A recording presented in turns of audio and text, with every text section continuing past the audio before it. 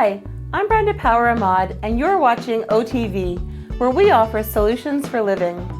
In this episode of OTV, I'm going to focus on barrier-free design. What does it mean, and what can we do to promote this? Have you ever wondered why the design of the objects we use and spaces around us are getting better and seem to relate to our bodies or the way we do things in a much more obvious way than before?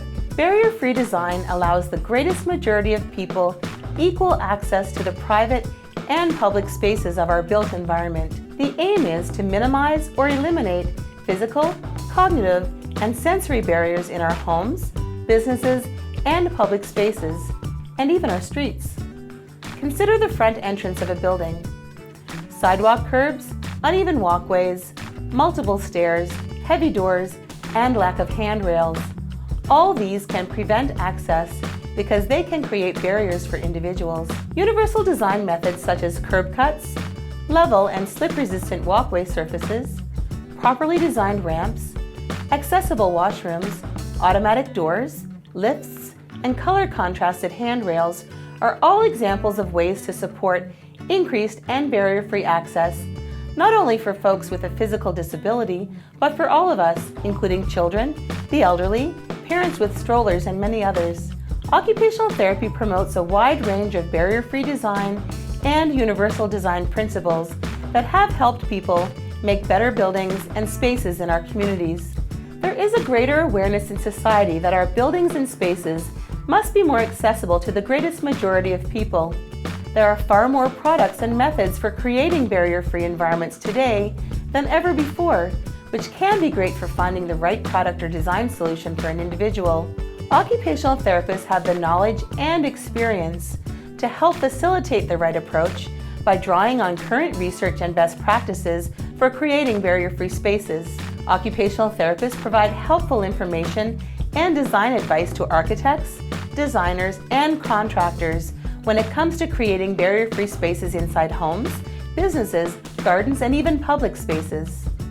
And since there are a wide range of barriers that can contribute to preventing an individual from completing an activity, such as reaching or bending, occupational therapists help by determining what the barriers are for an individual and facilitating products and design strategies that can help surmount these barriers. As occupational therapists, we have the privilege to serve the needs of many people in the community and using our skills and practices to help people meet their individual needs of daily living and have a productive and rewarding life experience.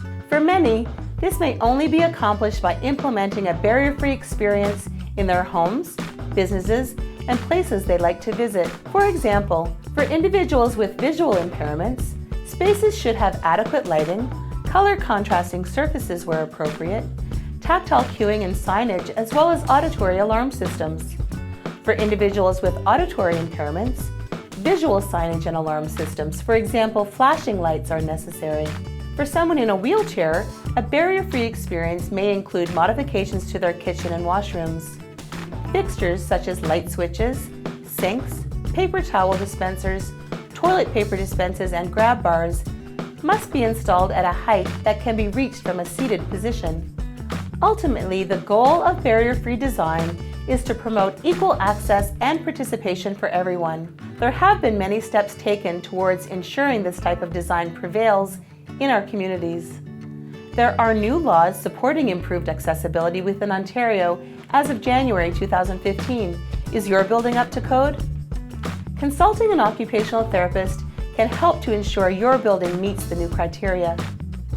In the end, remember that each person, each disability, and each environment often needs a unique solution to any given problem. Seek the services of an occupational therapist if you have a functional problem to solve. That concludes this episode of OTV. Remember, OT's know stuff.